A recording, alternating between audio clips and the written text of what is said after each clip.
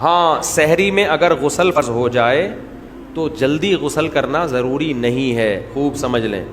کسی کو نائٹ فال ہو گیا یا غسل فرض ہو گیا رات کو، تو آرام سے فجر کی نماز سے پہلے غسل کر لے. وہ غسل نماز کے لیے ضروری ہے، روزے کے لیے ضروری نہیں ہے. کھا بھی سکتے. ہاں ابھی بتاتا ہوں. کلی تھوک نکلنے سے روزہ نہیں ٹوٹتا میرے بھائی. بلغم نکل لو اپنا ہو بشرطے کے، تھوک نکل لو، بلغم نکل لو، الٹی نکل لو، اس سے بھی روزہ نہیں ٹوٹتا. لیکن الٹی اگر منہ بھر کے ہوئی ہے فل اسپیڈ سے، پھر اگر نکلیں گے تو روزہ ٹوٹ جائے گا. تھوڑی بہت جو کھٹی کھٹی آج کل سب کو ہی لوگ کہتے ہیں ڈکاریں آ رہی ہیں. رمضان میں نا کھانے پینے پہ تھوڑا کنٹرول کریں.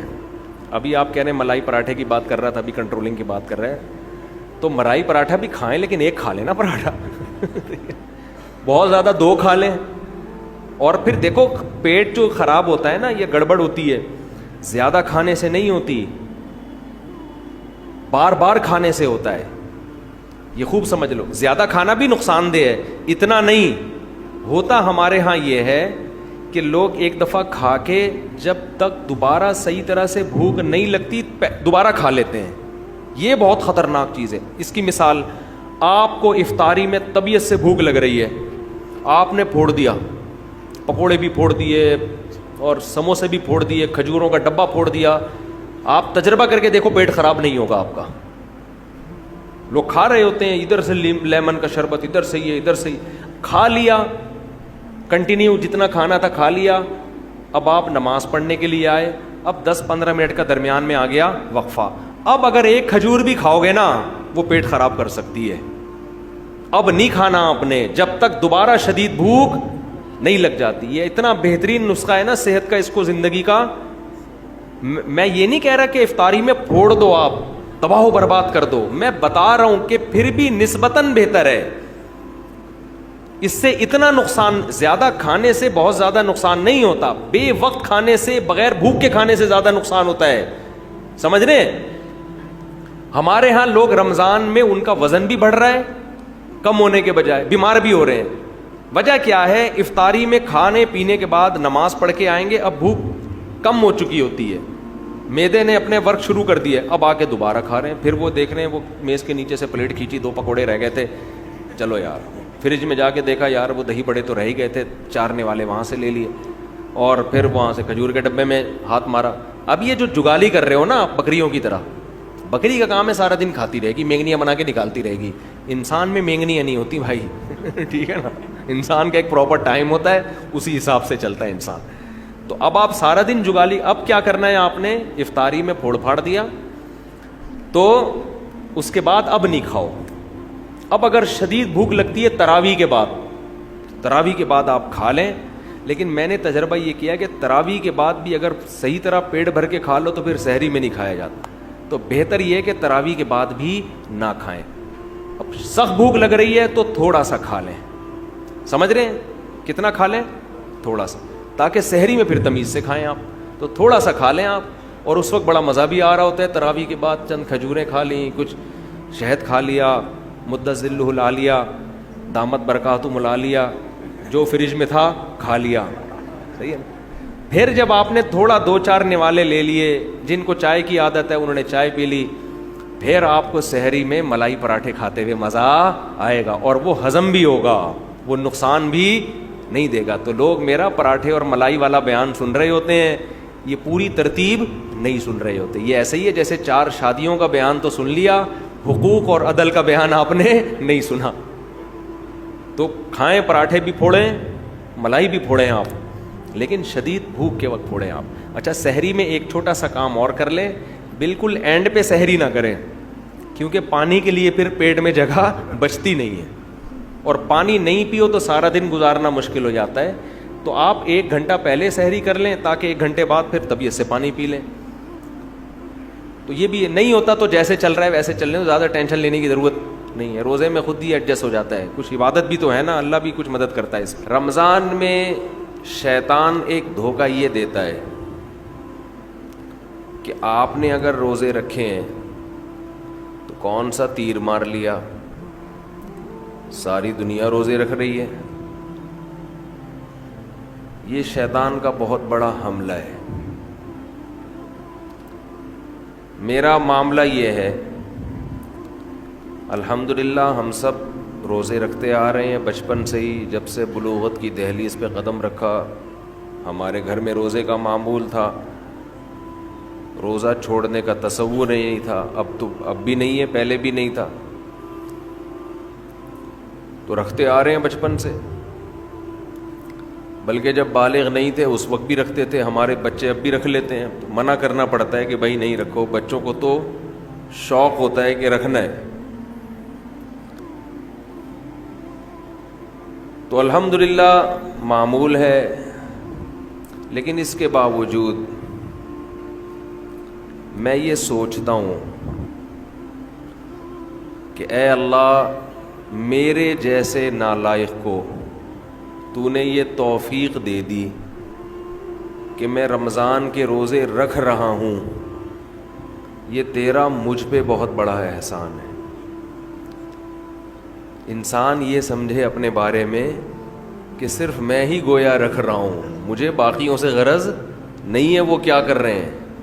میرے اوپر تو بڑا احسان ہے اللہ کا. ہم تو نالائق ہیں بھائی. عام دنوں میں ایک روزہ رکھنے سے پہلے 10 دفعہ سوچتا ہے انسان کل رکھوں کہ نہیں رکھوں. رکھتا ہے تو ایسا سمجھتا ہے جیسے آج ہم نے بہت بڑا تیر مار لیا کوئی. اور رمضان آتا ہے، ہم جیسے مجھ جیسے نالائق کو اللہ توفیق دے دیتا ہے 29 یا 30 روزے رکھنے کی. 30 کی تو 15 سال ہو گئے، کوئی رپورٹ ہے ہی نہیں. 29 ہی ہوتے ہیں پاکستان میں. 29 روزے رکھنے کی اللہ ہم جیسے نالائقوں کو توفیق دے دے. تو بھائی میں تو اپنا معاملہ اللہ سے دیکھتا ہوں کہ مجھ سے تو نے اتنی بڑی نیکی کروا لی. مجھے کیا پتا بھائی قدیر بھائی کیا کر رہے ہیں، شاکر بھائی کیا کر رہے ہیں، رفیع بھائی ہیں، یہ تو روزہ رکھ کے پتہ ہی فرق ہی نہیں پڑتا ماشاءاللہ. روزے میں بھی ایسے ایسے گھوم رہے ہوں گے یوں کر کے. آپ دیکھ لیں کبھی ان کو آ کے. روزہ رکھ کے نا عصر کے وقت سب مرجھائے ہوئے ہوتے ہیں. کراچی میں جیسے گرمی ابھی شروع ہو گئی ہے تو رفیع بھائی نہیں ماشاءاللہ مرجھائے ہوئے ہوتے ہیں. ان کو پتہ نہیں کچھ اللہ نے الگ سے کوئی انرجی دی ہے. رکھتے ہیں، آپ بدگمان نہ ہو. بعض دفعہ انسان اتنا فریش ہوتا ہے کہ لوگ سمجھتے ہیں کہ اس کا ہے ہی نہیں. یہ ہمیں یقین ہے کہ رکھتے ہیں. تو میں تو یہ دیکھتا ہوں کہ میرے جیسے نالائق کو اللہ نے توفیق دی تھی. میں تو اس پہ خوش ہوں بھائی. میں تو اس پہ خوش ہوں کہ ہم جیسے تیسے ہیں. جتنے مرضی نالائق ہوں وہ بھائی ایک روزہ نہیں، 2 نہیں، 3 نہیں، 4 نہیں، 5 نہیں، 6 نہیں، 7 نہیں، 8 نہیں. اللہ نے کتنے روزے ہم سے رکھوا لی. تو ایک دل میں راحت محسوس ہوتی ہے، خوشی محسوس ہوتی ہے. ہاں تھوڑا سا یہ خوف بھی ہونا چاہیے، تھوڑا سا، کہ ایسا نہ ہو کہ ہماری کسی بدعملی سے اجر ضائع ہو جائے. یہ خوف بھی ضروری ہے. یہ خوف بھی تاکہ اترائے نہیں انسان. لیکن اصل تو یہ ہے کہ یہ کیا ہے؟ نعمت ہے. ہمارے نبی صلی اللہ علیہ وسلم سے بھی ثابت ہے. ہمارے نبی اپنے آپ کو موٹیویٹ کرتے تھے روزہ رکھ کے. اپنے آپ کو موٹیویٹ کر رہے ہیں، اپنی حوصلہ افزائی کر رہے ہیں. کیسے حوصلہ افزائی؟ جب آپ صلی اللہ علیہ وسلم روزہ افطار کر لیتے،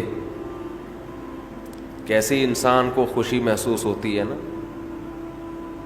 آج خوشی اس لیے نہیں ہو رہی کہ سحری میں 3 پراٹھے پھوڑے ہوئے ہوتے ہیں، پھینیاں کھجلے کھائے ہوئے ہوتے ہیں، بھوک ہی نہیں لگ رہی ہوتی. وہ تہ جو بیٹھنا شروع ہوتی ہے عصر مغرب میں جا کے، تو وہ جو ڈکاریں، اکثر لوگ مجھ سے رمضان میں یہ پوچھ رہے تھے کھٹی ڈکاریں نگلنے سے روزہ تو نہیں ٹوٹتا؟ ایسا لگتا ہے ہر آدمی کھٹی ڈکاریں ہی نگل رہا ہے سارا دن بیٹھ کے. ہر آدمی یہ مسئلہ پوچھ رہا ہوتا ہے، کھٹی ڈکاریں نگلنے سے روزہ تو نہیں ٹوٹتا؟ ابے بھائی تو کیا ڈکاروں کے علاوہ اور کوئی کام نہیں ہے کیا؟ بہرحال یہ تو میں ایسے ہی کہہ رہا ہوں، لیکن جتنا مرضی 3 یا 4 بھی کھا لو تو بھی بہرحال انسان ایک مجاہدہ کرتا ہے. تبھی تو دنیا پرست آدمی ایک روزہ بھی نہیں رکھتا. ہٹے کٹے لوگ دیکھے ہم نے، ڈاکٹروں نے ان کو کہا ہوا بھی ہے کہ تم نہیں کھاؤ، تمہارے لیے کھانے کے علاوہ دنیا کا ہر کام تم پہ سوٹ کرتا ہے،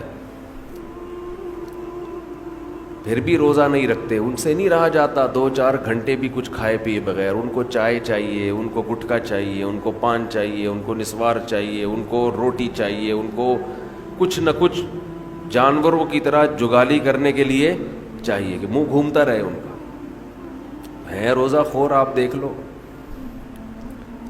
کھا رہے ہیں، ان سے نہیں برداشت ہوتا. گھر میں سب کا روزہ ہوتا ہے، بوڑھوں نے رکھا ہوا ہوتا ہے، لوگ ہمیں آ کے بتاتے ہیں سب کا روزہ ہے، ایک نالائق بیٹا ہے ہٹا کٹا جوان، اس سے نہیں رکھا جاتا، گھر میں نحوست کا ذریعہ بنا ہوا ہے.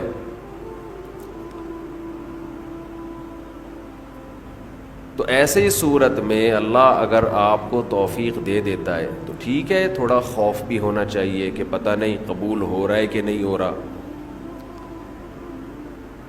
لیکن امید کو، شکر کو خوف پر غالب رکھنا چاہیے. تو میں یہ عرض کر رہا تھا، ہمارے نبی بھی اپنے آپ کو موٹیویٹ کیا کرتے تھے. کیسے؟ حالانکہ ہمارے نبی میں خواہشات پہ کنٹرول کرنے کی بہت طاقت تھی. آپ تو 24 گھنٹے کا روزہ رکھتے بسا اوقات. تو آپ صلی اللہ علیہ وسلم جب روزہ افطار کرتے تو کیا فرماتے؟ ذہب الظما، پیاس چلی گئی. ذہب الظما، پیاس چلی. تھوڑی دیر کی ٹینشن تھی، ہمارے اللہ نے وہ پریشانی ختم کر دی.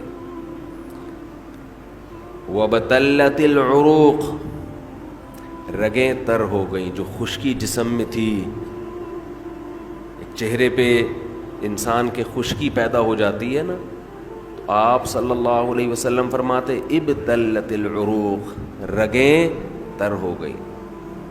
یہ دنیاوی ٹینشن جو تھوڑی دیر کی تھی یہ بھی اللہ نے ختم کر دی. وَثَبَتَ الْأَجْرُ إِن شَاءَ اللَّهُ، اور اللہ نے چاہا تو اجر ہمارے نامہ اعمال میں لکھ دیا گیا. یعنی یہ ہمارے لیے کتنی خوشی کی بات ہے کہ ہمارے رب نے ایک نیکی ہم سے کروا کے جو پریشانی تھی وہ بھی ختم کر دی، اور نیکی کا ثواب ہمیشہ کے لیے ہمارے اعمال میں درج کر دیا. جی، روزے میں احتلام ہو جائے روزہ نہیں ٹوٹتا اس سے. آپ کو بھی احتلام ہوتا ہے؟ آپ تو غائب ہو جاؤ گے، مارکیٹ سے شٹ جاؤ گے. جی کیا؟ کپڑا فولڈ کرنا نماز میں، یہ آستینیں اوپر کر کے فولڈ کرنا کونیوں سے اوپر، یہ جائز نہیں ہے. اگر پہلے سے ہی آستینیں ہی اوپر تک ہیں تو پھر ٹھیک ہے، تھوڑی بہت فولڈ نہیں، یہ بھی فولڈ کرنا لازمی ہے نماز میں. کلی والا سوٹ پہنے، بغیر کلی والا پہنے، مرضی آپ کی. جماعت کھڑی ہوئی ہے، اسی جگہ پہ کھڑے ہو کر سنتیں پڑھنا جائز نہیں ہے.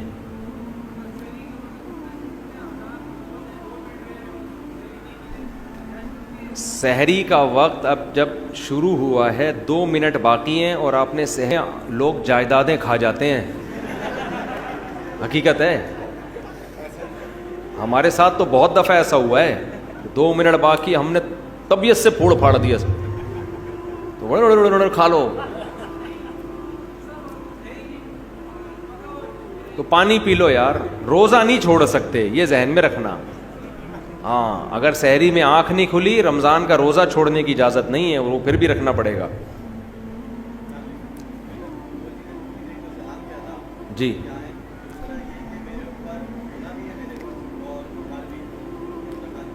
تو ادھار مائنس کر کے دیں, ادھار مائنس کر کے جو بچے اس پہ زکوٰۃ دیں. انہوں نے کہا سلام کے آداب. اب سلام کے تو کیا آداب بتاؤں, وہ آداب والا لطیفہ یاد آ رہا ہے مجھے, سنا ہے؟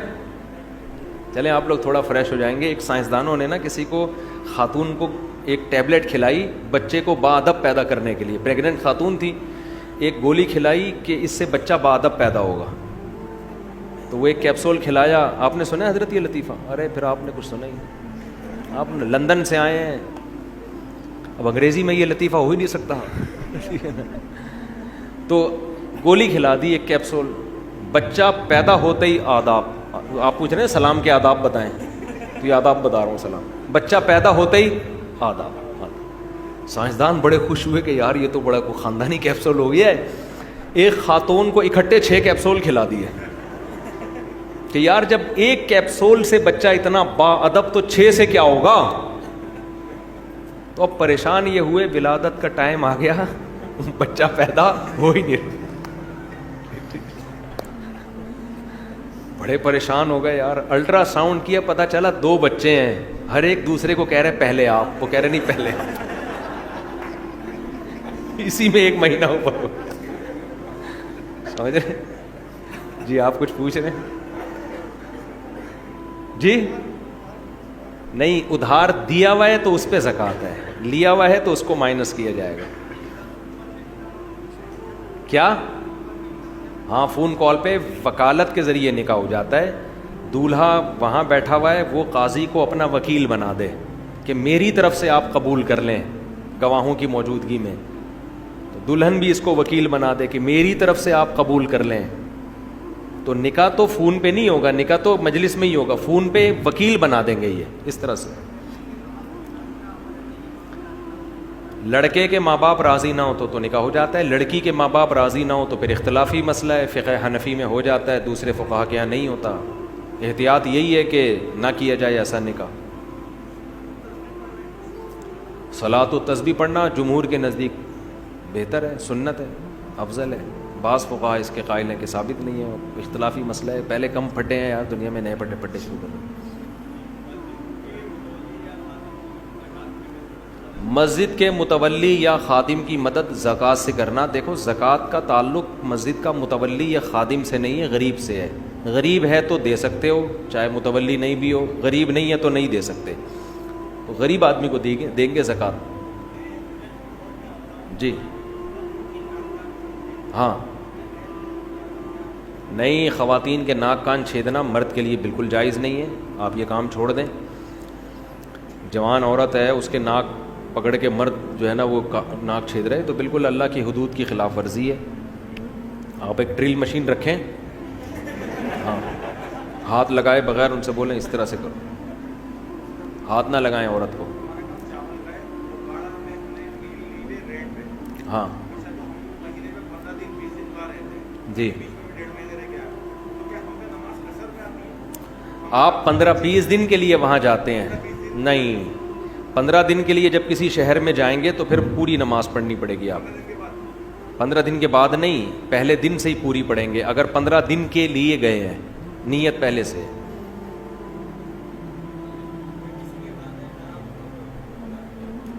والدین اگر حرام کماتے ہیں تو زیادہ تر اگر حرام ہی ہے تو پھر جو بالغ لڑکا ہے اس کے لیے اس میں سے کھانا جائز نہیں ہے.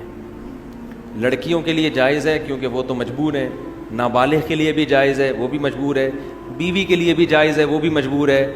بالغ بیٹے کے لیے جائز نہیں ہے, اس پر لازم ہے کہ وہ حلال کمائے. جی کہہ رہے ہیں جی اگر جیب میں بٹوے میں تصویر موجود ہو تو پھر نماز ہو جائے, کیونکہ چھپی ہوئی تصویر ہے نا, اس لیے نماز. تصویر اگر بہت چھوٹی ہے, نظر ہی نہیں آ رہے نقوش, تو بھی حرام نہیں ہے, اور چھپی ہوئی ہے تو بھی حرام نہیں ہے. ایسی تصویر جو واضح ہو, چہرے کے نقوش, وہ تصویر پھر اس میں نماز نہیں ہوتی. جی نہیں, یہ غامدی صاحب نے ایک شوشہ چھوڑا ہوا ہے کہ زکوٰۃ جو ہے نا ٹیکس کی طرح ہے, جب ہم ٹیکس گورنمنٹ کو دے دیتے ہیں تو ہو جاتا ہے. اس طرح ایسا نہیں ہے. زکوٰۃ ایک عبادت ہے, ٹیکس عبادت نہیں ہے. زکوٰۃ عبادت ہے, تبھی زکوٰۃ میں نیت ضروری ہے. اگر آپ نے بغیر نیت کے زکوٰۃ دے دی تو وہ زکوٰۃ نہیں ہوگی آپ کے. نیت ضروری ہے اس میں نہیں. اور گورنمنٹ کو جب آپ دیں گے تو آج کل تو گورنمنٹ اس کو صحیح جگہ پہ خرچ, گورنمنٹ ٹیکس صحیح نہیں خرچ کر رہی, زکوٰۃ کہاں سے صحیح خرچ کرے گی. مجھے خود ایک بڑے عالم نے 15-20 سال پرانی بات ہے, انہوں نے بتایا ان کے ہمارے وزیر خزانہ سے تعلقات تھے, میں نام لے لوں گا اس وزیر خزانہ کا. انہوں نے کہا کہ وزیر خزانہ نے مجھے خود بتایا کہ میں نے کروڑوں روپے زکوٰۃ کے کھائے ہیں خود. تو کیسے گورنمنٹ پر آپ زکوٰۃوں پہ اعتماد کر سکتے ہو؟ زکوٰۃ خود سے جا کے دیا. ہاں اسلامی ریاست کو یہ حق ہے کہ وہ لوگوں سے زکوٰۃ لے کے غریبوں میں ڈیوائڈ کر دے, لیکن آج کل ایسا نہیں ہے, کرپشن بہت ہے. جی بینک میں زکوٰۃ کٹتی ہے تو کیا کروں میں؟ زکوٰۃ تو فتویٰ یہی ہے کہ ادا ہو جائے گی, لیکن یہ احتیاط کے خلاف ہے, بینک میں زکوٰۃ نہ کٹنے دیں. غربت کا کیا کرائیٹیریا ہے جس کو زکوٰۃ دی جا سکتی ہے؟ دیکھو, جس آدمی کے پاس سونا ہے, چاندی ہے, کیش اماؤنٹ تقریباً 70,000 کا پڑا ہوا ہے. 52.5 تولہ چاندی کی قیمت کیا چل رہی ہے مجھے معلوم اس وقت نہیں ہے, 80,000 88, ہاں تو 52.5 تولہ چاندی 88, تو 88,000 کا کیش اماؤنٹ ہے, اس کو نہیں دے سکتے. کوئی پراپرٹی ایسی ہے جو استعمال میں ہی نہیں آ رہی, اس کو نہیں دے سکتے. ہاں ذاتی مکان استعمال کا, ذاتی چیزیں استعمال کی, اس سے کوئی فرق نہیں پڑتا.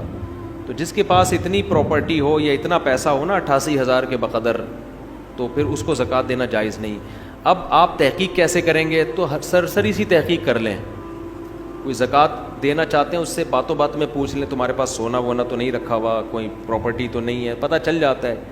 100% یقین تو ہو نہیں سکتا, تو ایک اندازہ ہو جائے تو اس کو زکوٰۃ دے دیں, بس اللہ قبول کر لے گا انشاءاللہ.